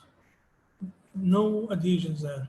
And there is an explanation of this, because the origin of the tumor is not there. The origin of the tumor is in the pouch, in the cella, in the supracellular area. So that's where you find the adhesions with the optic apparatus, with the carotid arteries, but never, in my experience, to the posterior fossa structures. Thank you. Pleasure. More comments, questions? Yes, I have comment, a question? Yeah, hello. Go ahead, Hello. Dr. Zaid. Go ahead. Assalamu alaikum. Alaikum salam. Dr. Subeh, as usual, remarkable and amazing and to the point. I have a small question for you only. In the recurrence cases, you didn't find some adhesions to the posterior circulation? No, absolutely. Not even in the recurrence? Not even in the recurrence. I have never seen any adhesions, whether a primary tumor or recurrent tumor, to the posterior fossa structures. That means you was going directly to take all the adhesions from the beginning. Yes. That's why you didn't have any recurrence, because some people are claiming that in the recurrences, sometimes they find that there are more adhesions in the posterior circulation and the subchiasmatic cisternas. Absolutely not. Not in my experience, at least. Well, that's because you was attending to removing it totally from the posterior circulation, and you didn't leave it. The people who left something, the people who left something in the posterior circulation, maybe at that time it got adherent. Yes, the idea is this: if they just face a little struggle, if they face a little problem, they would stop, because they have intentionally decided not to proceed. So whenever they find any problem, they would stop. Oh, it is adherent. Oh, it is large. Oh, it is this, that, and the other. It is the state of mind. It is what you wanted to do. Well, actually, the action of pulling the sac in the way you are showing in your videos sometimes puts you in a way being afraid that you are pulling something from the posterior circulation that you don't know what's going to happen blindly behind. And that's why maybe some people are afraid and telling that, okay, if I pull more, maybe I will cause bleeding. I will rupture one of the perforators. Patient may have problem. So they excise the part that they cannot see, and maybe that's why it is the case. But I mean, said that the bread and butter, the secret of this is the adhesions where the tumor has originated, and as we know, it has originated from the pouch. So it is either in the cella or in the supracellular area. Nothing is inside the posterior fossa. So people who would go transventricular, lateral ventricle, to the foramen of Monroe, to the tumor, it's a long, long way. And they are not dealing with the root of the problem, which is the adhesions of the tumor. So once you tackle that in the chiasmatic area, in the lamina terminalis, decrease the adhesions, then you can actually look pre-chiasm and post-chiasm and see whether there are adhesions. But that's what I used to do in the past, is to look and look and look. And then I came to the conclusion, oh, I did not see any adhesions. So I start to pull, and it just worked out nicely. Fine. Well, my question to Dr. Osman, very nice presentation, and I was really satisfied as a surgeon from your comments, because I also subscribe to the group of Dr. Ibrahim, not to give chance for radiation, especially in such sensitive area. Absolutely. But what do you think about the papers talking about the proton beam therapy now? Great for you. Tell you the truth, I have not read any papers on the use of proton beam for use in craniopharyngiomas. Well, I'm afraid I'm weak on this subject. There are some people claiming complete remissions after the proton beam, even with a little bit sizable tumors, and even with patients came with blindness and they became 20/20 back again. So I really want the opinion for that, either from you or from Dr. Yeah, I've read a few papers about the proton beam therapy in craniopharyngiomas.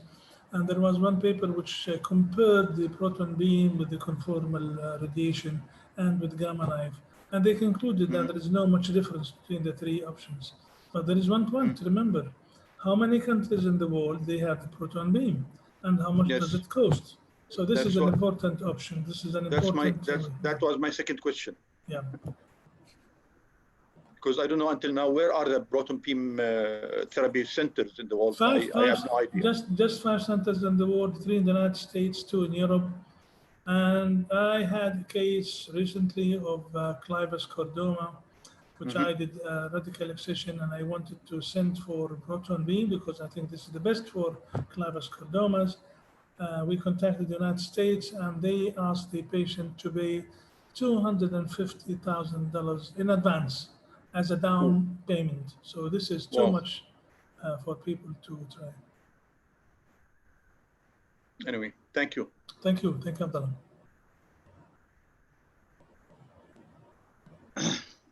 Professor Speyah, yes, I saw that you had, as complication is not a big complication, the subdural hematoma. I had some, yes, I had hadromas, yes. I had some problem in two patients with a great giant craniopharyngioma. And the trick from Neckar's team is to put the drainage in the large craniopharyngioma, to put the drainage before surgery. For me, it was logical to don't put the drainage because the tumor is the retractor. yes. But it seems to work. Yeah, I did not need to put any drainage into the cavity to treat these hygromas. I think, you know, like any other intraventricular surgery, when you open the ventricle and the CSF would go into the subdural space, there is always this problem. Yes. If I am dealing with the lateral ventricle, then initially in my career, I used to put a kind of Follis catheter or Fogarty catheter inflated so that it would take the cortex up. But recently, I did not need to, just keep observation and give them steroids, and it will disappear. Yes, I talk about, not about treatment of hygroma. I talk pre-operative to avoid, I had subdural hematoma. Sure, I agree. Two cases. Yeah. To avoid this, they proposed to put the drainage into the ventricular drainage before surgery. Surely. Maybe they are right, but I did not need to. Okay, thank you very much. There's a question from the audience. I can't tell the name. HKG, and he says, do you remove the orbital rim for basal interhemispheric approach? And the answer is no. You don't need to. You flush with the anterior cranial fossa base without removing the orbital rim.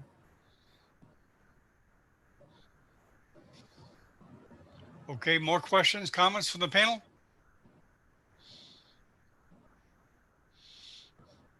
Okay, I'd like to thank both doctors very much for taking the time.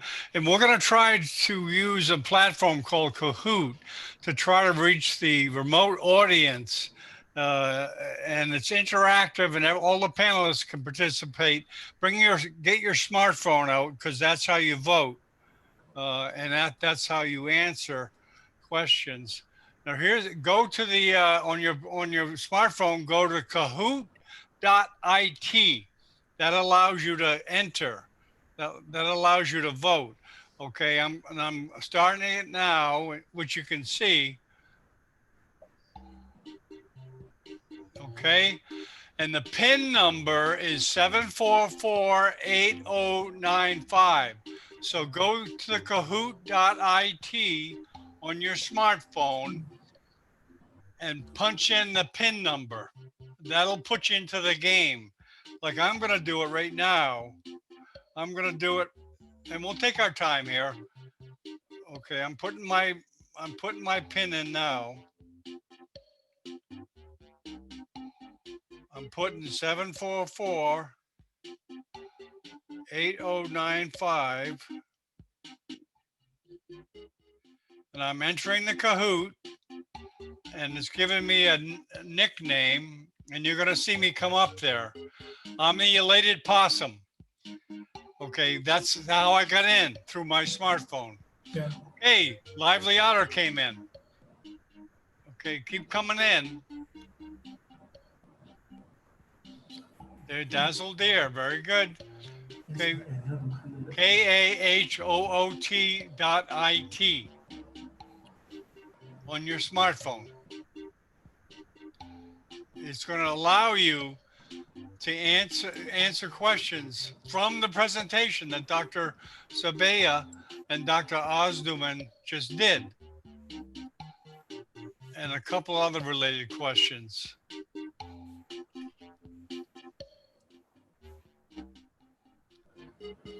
Come on, let's get a few more. And this also applies to the people just watching out in the internet.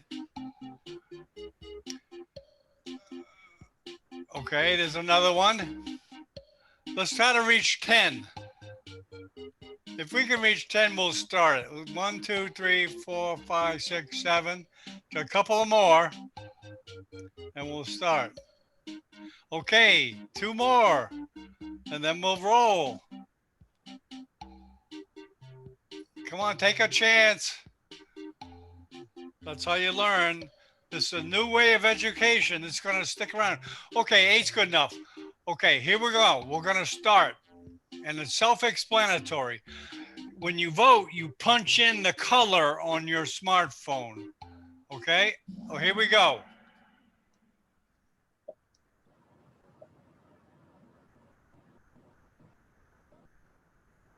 Just answer that question on your smartphone.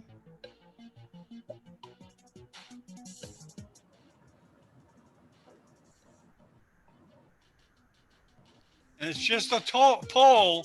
It's an opinion. That's all.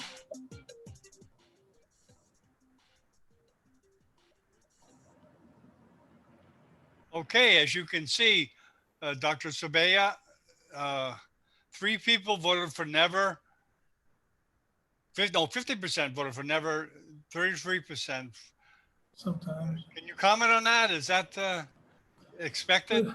Well, yes. So long that more than 50 or 50% do not use it or never used it, this is good, because these people believe that the use of Ommaya reservoir up front is not the ideal thing to do. Ommaya reservoir insertion is palliative and should be done only in palliative situations.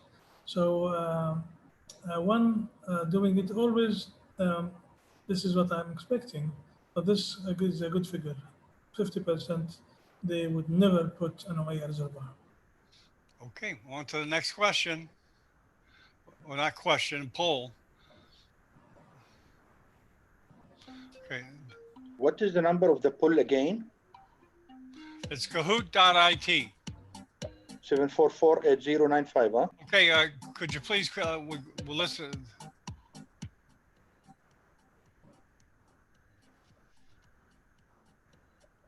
Just punch the color. Okay, 6 answers, 4 with radical resection. Is that pretty well what you expected, Dr. Sabea? Yeah, that's good attitude, and I'm glad to hear that and to see that most of the voters are choosing the radical resection. This is the state of mind that we want people to go for craniopharyngioma surgery with. I want to do radical resection, not regardless, not at any cost, not just to present good post-operative MRIs, but because I want to help the patient avoid any extra maneuvers, any extra procedures, any radiation. And if that is my boy or my girl being treated, I would wish that a surgeon would do the same. Okay, very good. Okay, on to the next question.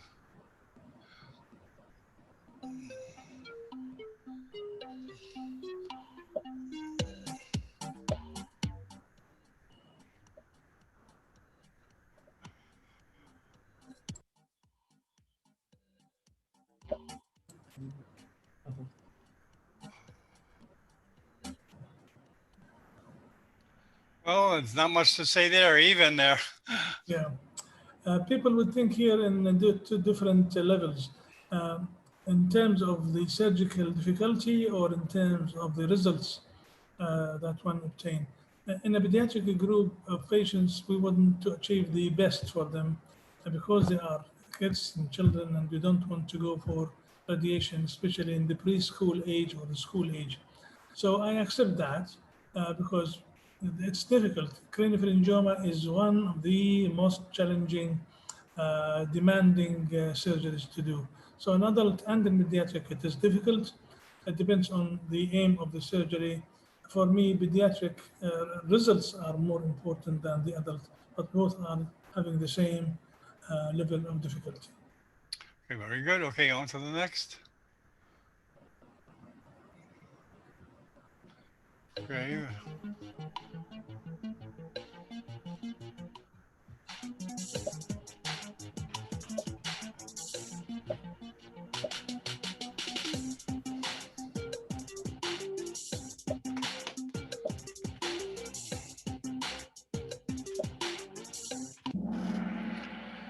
Okay, is that surprising, Doc? Well, it's not very much surprising. 3 for radiotherapy and 3 for radiosurgery, so it's equal. But I think if they have attended the lecture for today, they would have listened to Professor Osman saying that radiotherapy is the main line of treatment for the craniopharyngiomas. The limitations of gamma knife is the optic apparatus. Optic apparatus should receive a certain limit of radiation. Usually it's 6 to 7 rats, if less than better. And the usual new methods is to block the beams of the radiation so that you would get that. But that would distort the treatment plan in general. So radiosurgery, gamma knife in particular for gamma knife is not easy because of the proximity of the lesion to the optic apparatus. And here we mean optic nerve, chiasm, and the tract. They are just the same importance for visual complications. So I accept that as a reality of life, but radiotherapy first and leave radiosurgery for the cases that Professor Osman mentioned, post-operative recurred, this, that, and the other, and sometimes even after radiation recurrence. Okay, very good. On to the next question. Oh, this is separate from what? Sure, sure.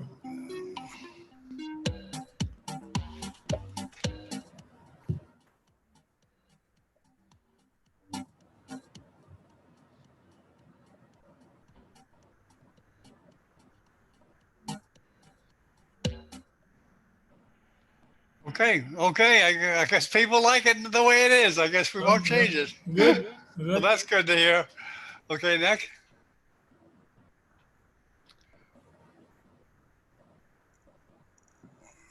Go for it.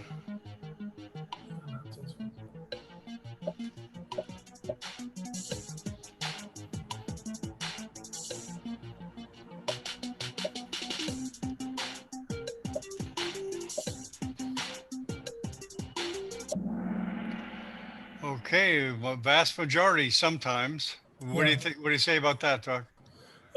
Those who said yes always are 0, which is good. Those that said sometimes here we have to ask them about what their intentions are. Was it really necessary to put it up front? I'm not talking about along the line, but I'm talking about up front. I am having a case of craniopharyngioma causing hydrocephalus. Would I go for upfront? 6 people is too much because those people are thinking of not having the next step of excision of the tumor. And this is not good.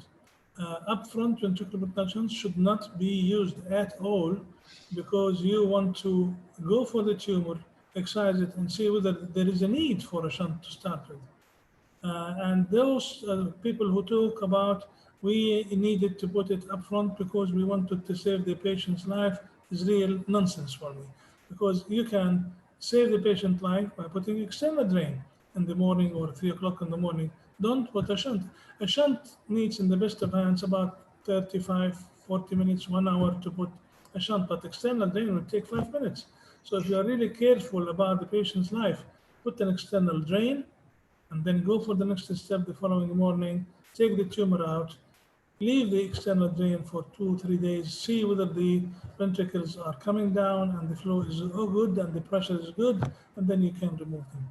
But 6 people, too much to put up front ventricular peritoneal shunts. Okay, very good. Then moving on.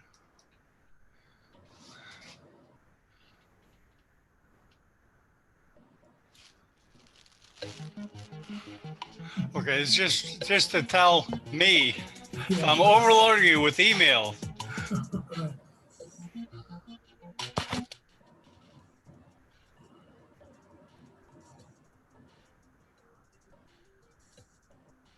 People don't want to answer that. It's anonymous. Yeah. Two. Just Just right. about right. Okay, Yeah, good. just That's good to hear. That's good to hear. And okay. So, you know, we can incorporate this, Dr. Sabay. I'm sure Sure, you'll think, yeah. next week you'll think when you're doing a present, Sure. what questions, what points can I raise that'll, Sure. because Sure. that really brings in the remote audience, not just the panelists, but Absolutely. people that are watching on the internet. Of course, it wasn't Absolutely. much today, but we'll get better. Sure. So, okay. Thanks everybody for coming. Thank you. Next week, we'll be doing the pineal gland location tumors and lesions, again, from the surgical point of view and from the radiation radiosurgery point of view. I'll be talking about microneurosurgery for the pineal locus lesions, and Professor Osterman will be talking about radiation of the pineal location. Great. And Dr. Osterman, think of some questions you can ask next week or points, okay? And you can submit them to me and I'll put them up. So thanks everybody for coming. It was a great session and we'll see you next week. Good night. Thank you. See you next week. Good. Yeah, so it worked. I wasn't sure how it works, but yeah, it worked well. We'll get. But don't you see how it can bring out points? Absolutely, and it hammers the point that we mentioned in the lecture. Yeah, yeah. So I think this platform will change and get better, and we'll learn how to use it better. Absolutely. I think more people will participate. But thank you very much, John. Thank you, John. Okay, thank you. See you. Bye bye. Bye bye. You guys like that game? It wasn't a game, really. It's like an educational thing. That Cahoots is a popular platform in high schools here in the United States during this Corona. I'm not. They use it for school subjects, regular stuff, but I think they're probably pretty good at it.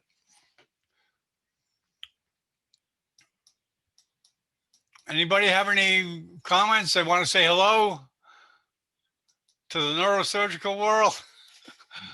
Oh yeah, we have let me just to show you what webcasts we have coming up. There's one today from University of Miami, actually, across town. Let me get it up. Hold on.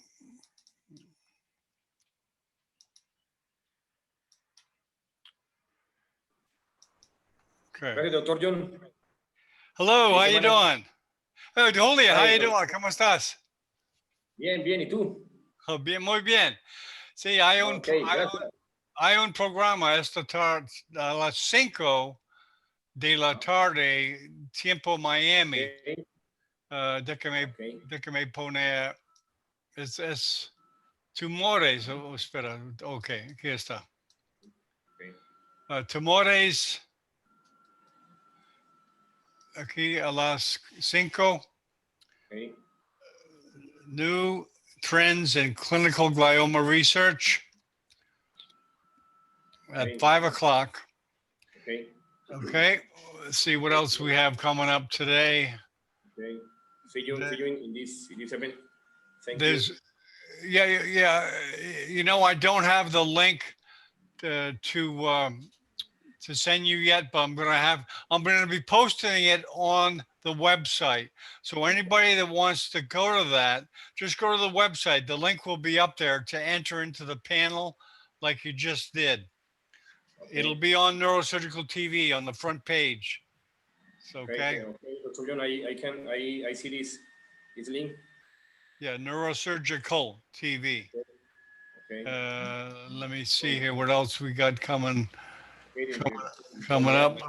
Thursday. Yeah, this is from Miami. That is from Miami. Okay. University of Miami. They're pretty active. Okay, Dr. John. Thank you, Dr. John. Okay, Julian. Gracias por venir.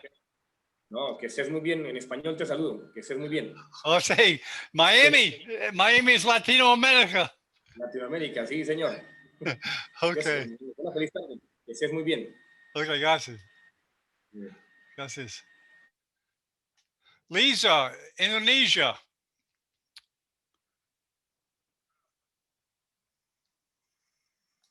Are you there, Lisa?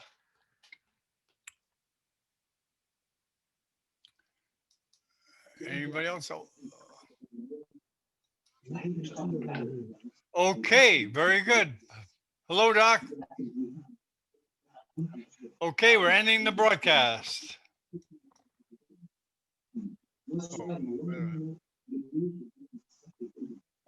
See the